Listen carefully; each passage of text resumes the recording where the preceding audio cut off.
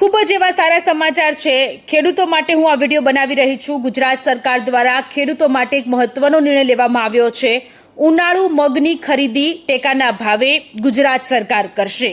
વર્ષ 2023-24માં ઉનાળુ મગની ટેકાના ભાવે ખરીદી કરવાનો નિર્ણય સરકારે કર્યો છે। 20મી તારીખે ખરીદીની જે પ્રક્રિયા છે તે શરૂ થવાની છે।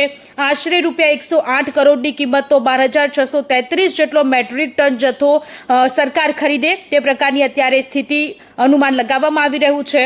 આપને જણાવી દઈએ કે આજથી 14મી જૂનથી ખેડૂતોએ નોંધણી કરવાની શરૂઆત થઈ ચૂકેલી છે। એટલે કે તમે જો ખેડૂત છો, તમારે પણ ટેકાના ભાવે મગનું વેચાણ કરવું છે તો તમારે ઓનલાઈન રજીસ્ટ્રેશન એટલે કે નોંધણી કરાવવાની રહેશે, જે નિઃશુલ્ક છે। આ વખતે કોઈ જ પ્રકારનો ચાર્જ નથી લેવામાં આવવાનો। આપને જણાવી દઈએ ગ્રામ કેન્દ્રો પરથી VCE મારફતે તમે નોંધણી કરાવી શકો છો, જેના માટે ખેડૂતોએ કોઈ ચાર્જ ચૂકવવો નહીં પડે।